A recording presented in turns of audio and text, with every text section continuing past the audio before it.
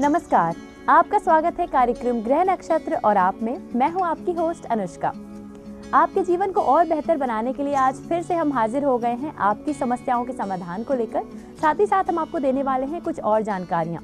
सबसे पहले शुरुआत करेंगे दैनिक राशिफल से, उसके बाद देंगे कुछ खास समृद्धि टिप्स, ज्योतिष विज्ञान से जुड़ी कुछ जानकारियां और आपकी समस्याओं के समाधान।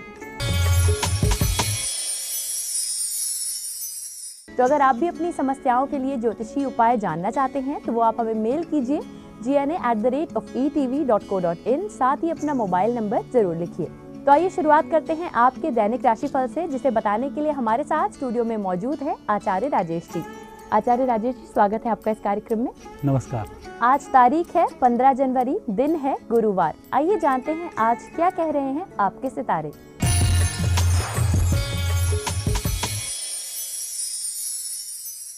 आइए दैनिक राशिफल का शुभारंभ करें प्रातः काल की पंचांग से। माघ मास कृष्ण पक्ष दशमी तिथि गुरुवार का आज दिन है।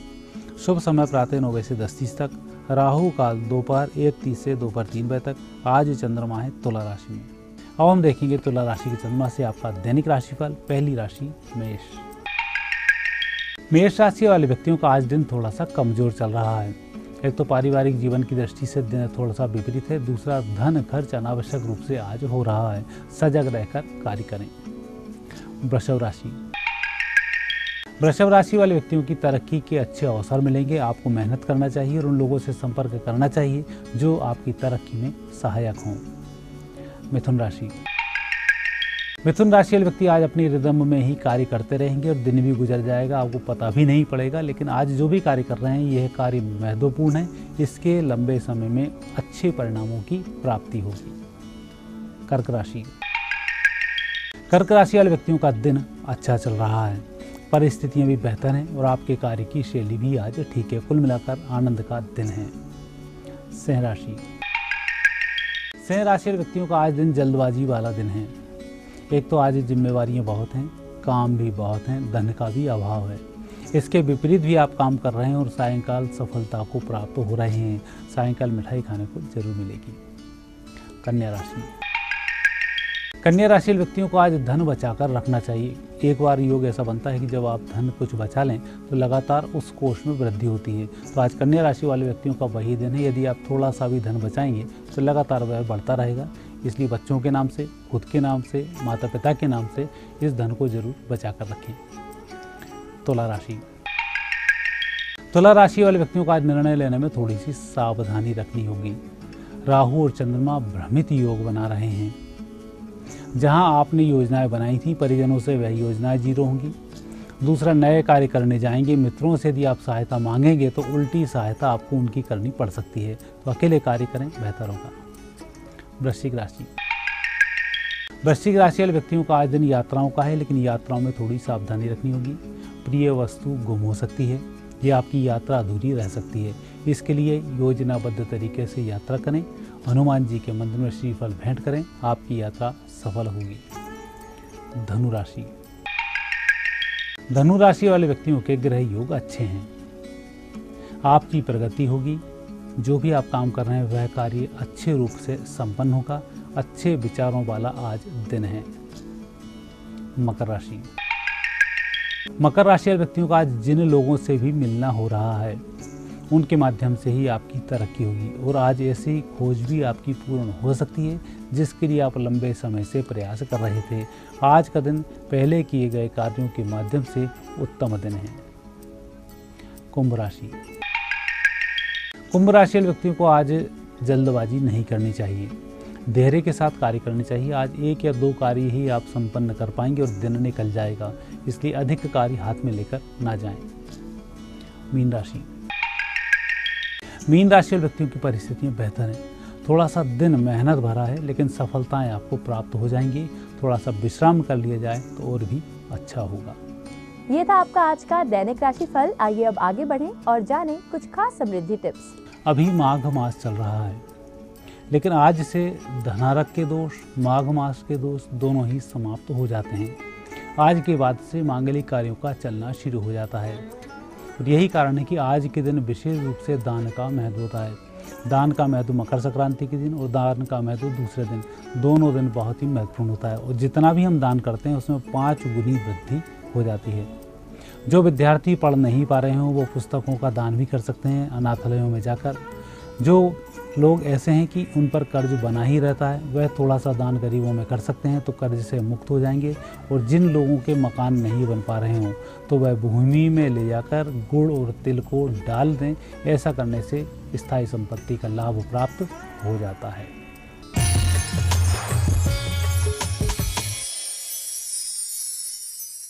हमारे इस कार्यक्रम में आने के लिए धन्यवाद। धन्यवाद। और इसी के साथ वक्त है कि आज के कार्यक्रम में हम एक छोटा सा ब्रेक लें। कुछ ही देर में हम वापस आएंगे, देंगे आपको कुछ खास जानकारियां, साथ ही साथ आपकी समस्याओं के समाधान। कहीं मत जाइएगा, देखते रहिए कार्यक्रम ग्रह नक्षत्र और आप।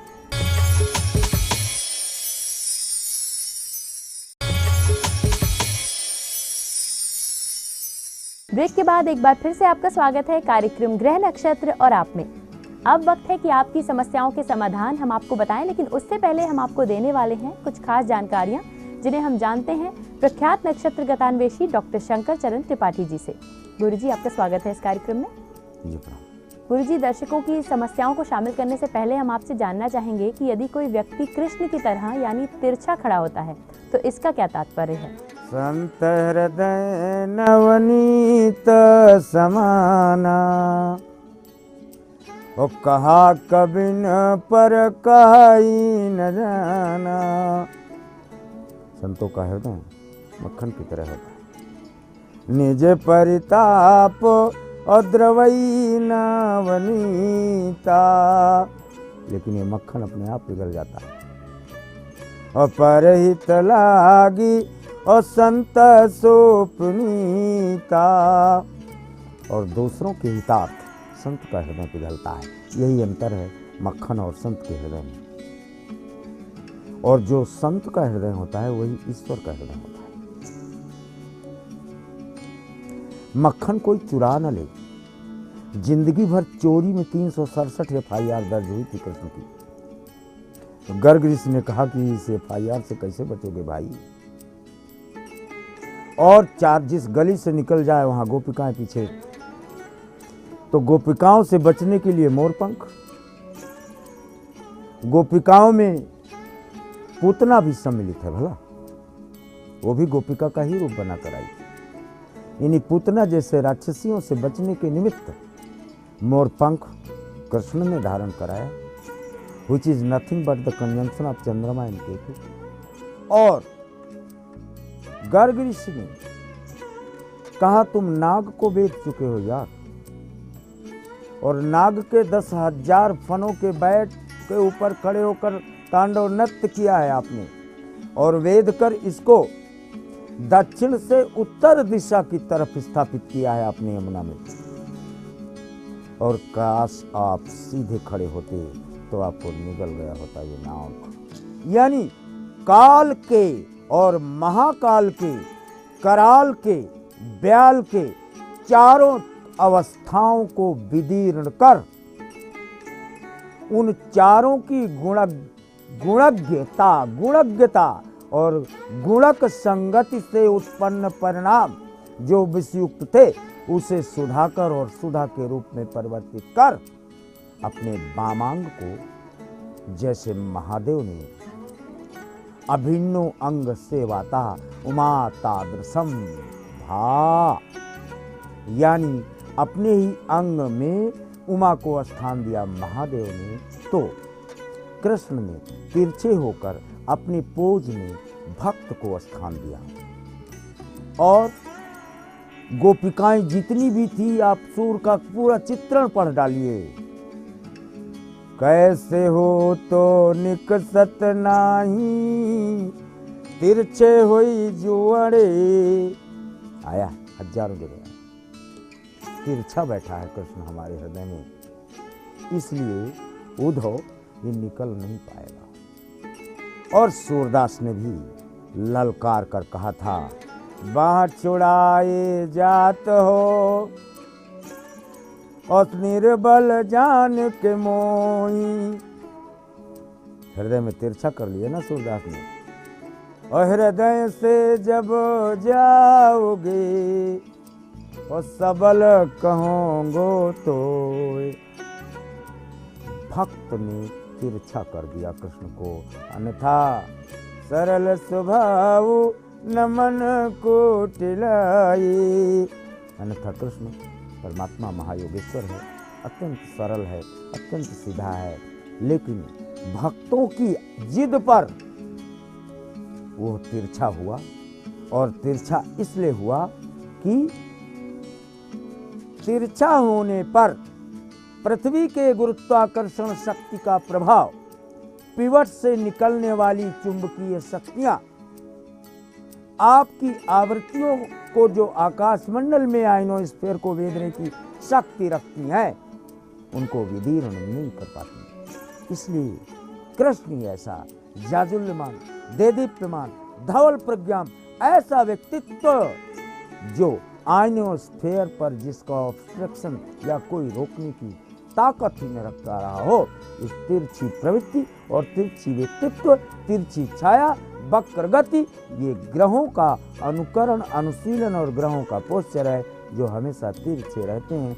कृष्ण ने नवग्रह, नवयोगिनी तथा 64 खप्पर, चतुष्टय भैरव सबकी योगिकाओं का समुच्चक प्रमाण और युग्मक अपने तिरछे भाव में लेके भक्तों के आवाहन पर 14 ब्रह्मांडों की ऊर्जा को बाएं तरफ स्थापित कर दाहिनी तरफ से भक्तों के रक्षार्थ अपने स्थान को बांसुरी यानी वेदों के प्रतीकात्मक माध्यम से आवाहन कर ब्रह्मांड की रचना को धर्म में स्थापित कर और अंतस्थल में स्थापित करने का श्रेय कृष्ण का ये तिरछा स्वरूप है। गुरुजी द्वारा इस महत्वपूर्ण जानकारी को जानने के बाद वक्त है कि हम आगे बढ़ें और जानें कौन है हमारे आज के पहले कॉलर और क्या है उनका प्रश्न। गुरुजी नमस्कार, मेरा नाम है महेश तंबोली, मैं बिलासपुर छत्तीसगढ़ से बोल रहा हूँ। मेरा जन्म स्थान है जंगीर छत्तीसगढ़। मेरा डेट ऑफ बर्थ है 30 जुलाई सन 1984। जन्म समय है 4:45 सुबह। मेरा सवाल है कि मेरे विवाह में विलम्ब हो रहा है, मेरा विवाह कब तक होगा, कृपया बताएं। हमें कॉल किया है महेश तंबोली जी ने बिलासपुर छत्तीसगढ़ से। गुरुजी इनका कहना है कि इनके विवाह में विलम्ब हो रहा है, ये जानना चाहते हैं इनके विवाह का योग कब तक है। कर्क सिंह मघा, दोस्त आपका मघा नक्षत्र है। और धरती 10 हाथ। आप प्रयास बहुत किए हो सही जगह पर विवाह करने का, आज भी परिचर्चा कर रहे हैं, लेकिन वो पूर्णत्व की स्थिति को प्राप्त इसलिए नहीं हो रहा क्योंकि मंगल अकेला होता तो वीनस से कंजंक्ट हो जाता, लेकिन सैटर्न के साथ है नहीं। आग और हवा एक साथ हुई, फिर उसको रोकने की ताकत केवल बुध को प्राप्त है, वो भी चंद्रमा के साथ बैठा है, क्या करेंगे। हाउएवर चंद्रमा के साथ बुध ये बाप बेटे तो हैं, इसलिए, लेकिन इन दोनों में अंदरूनी दुश्मनी होने के कारण एक आदमी विवाह तय कराता है, आप अपना माप फिट करते हैं कि कहीं तय हो जाए, गुणों का मिलान करते हैं, कुंडलियों का, लेकिन ऑब्स्ट्रक्शन करता है, मार्स आग लगा देता है।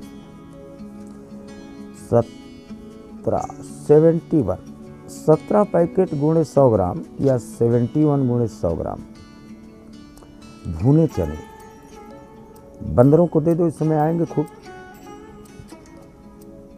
बंदरों को। 71 डेज में शादी आपकी फाइनल हो जाएगी, लेकिन इसको रिजेक्ट मत करना क्योंकि 2 रिश्ते आप रिजेक्ट कर चुके हैं।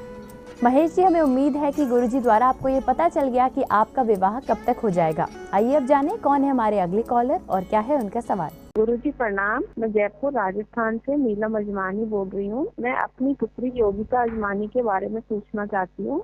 दिनांक 3 अप्रैल 1983, समय शाम 7:35 है, जन्म स्थान जयपुर राजस्थान है। उसको 2 महीने पहले अपनी नौकरी छोड़नी पड़ी। उसकी नई नौकरी कब तक और कहाँ लगेगी, कृपया बताएं, या कोई उपाय हो तो बताएं। धन्यवाद गुरुजी। हमें कॉल किया है नीलम अजमानी जी ने जयपुर राजस्थान से। गुरुजी इनका प्रश्न अपनी पुत्री के लिए है। इनका कहना है कि उनकी नौकरी छूट गई है, ये जानना चाहती हैं उनकी अगली नौकरी कब तक मिल जाएगी उन्हें। तुला धनुमूल चंद्रमा और केतु 22 दिन उसके हो गए, 8 दिन उसके, 8 10 30 धन 31 13। नौकरी छोड़ने के न्यूनतम 13 दिन, अधिकतम रिवर्स करो 31 दिन और 3 माह 10 दिन तक, यानी विद इन दिस स्पेयर इनको पुनः नौकरी प्राप्त। नीलम जी, हमें उम्मीद है कि आपकी पुत्री की नौकरी कब तक मिल जाएगी ये आपको पता चल गया। इसी के साथ वक्त है कि कार्यक्रम में हम एक और छोटा सा ब्रेक लें। कुछ ही देर में हम वापस आएंगे और बताएंगे आपकी समस्याओं के समाधान। कहीं मत जाइएगा, देखते रहिए कार्यक्रम ग्रह नक्षत्र और आप।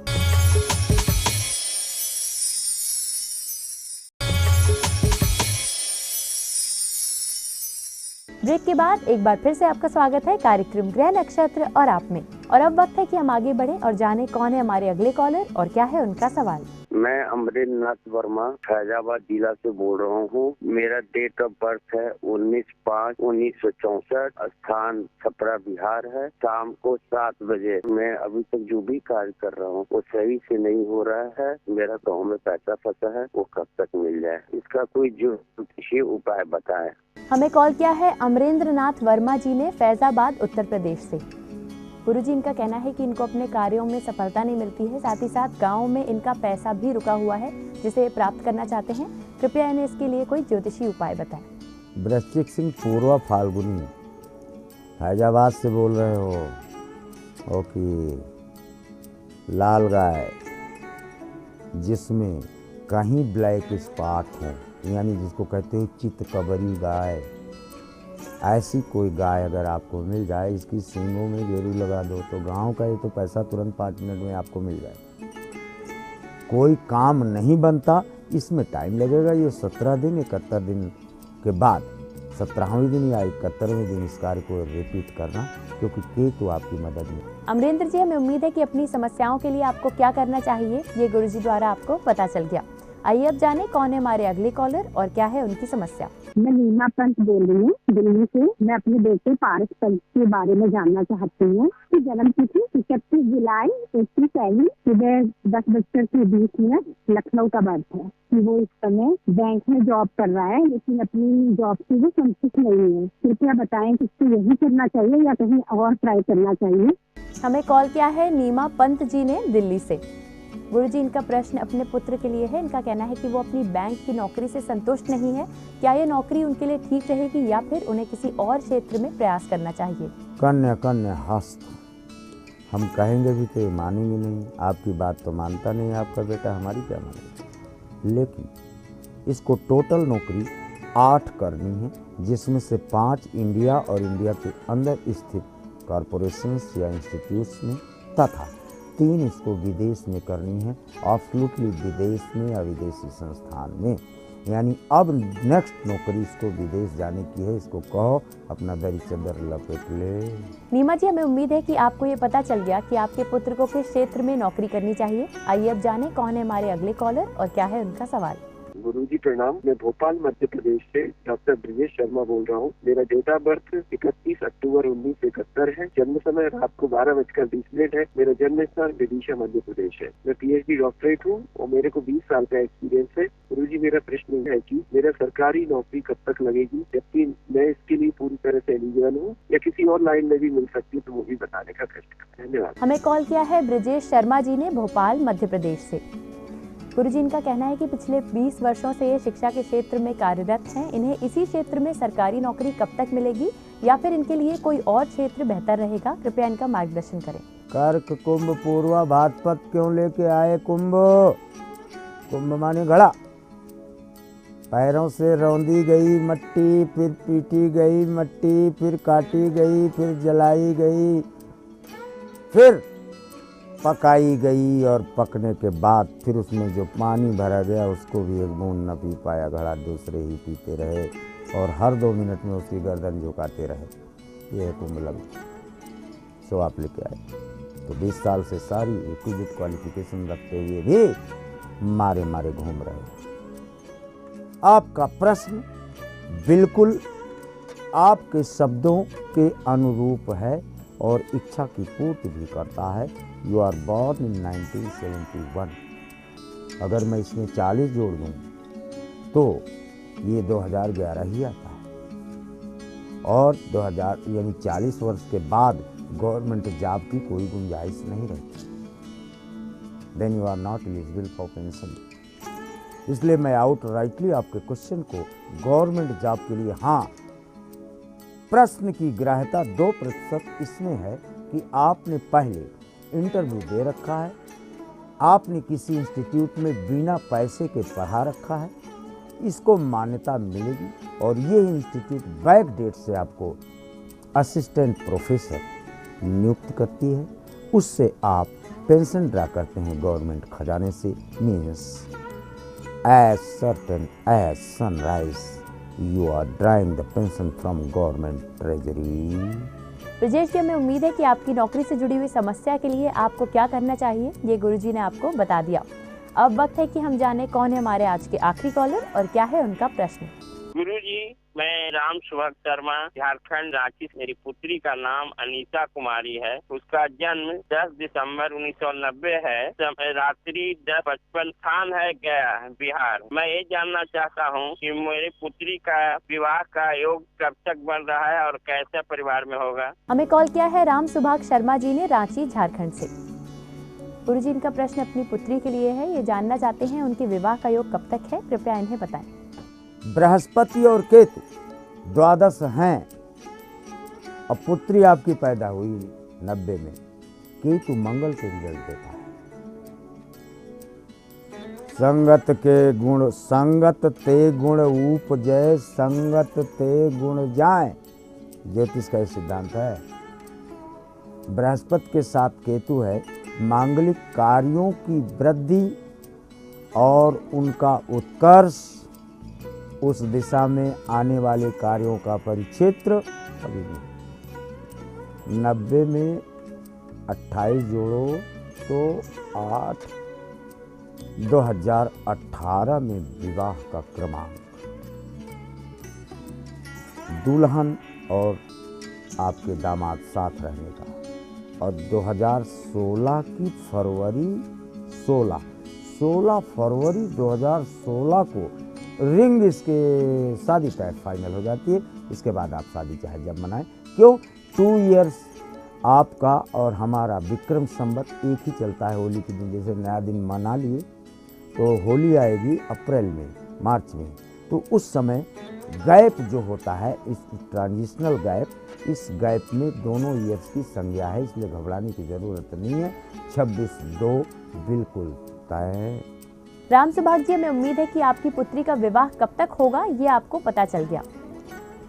गुरुजी, आप हमारे इस कार्यक्रम में आए, आपने दर्शकों की समस्याओं के समाधान बताए, साथ ही साथ उनको कई सारी जरूरी जानकारियां दी, इसके लिए धन्यवाद जी। पढ़ा। आज के लिए लेते हैं आपसे इजाजत। कल फिर से हाजिर होंगे इसी समय इसी चैनल पर कुछ और जानकारियों के साथ। तब तक के लिए नमस्कार।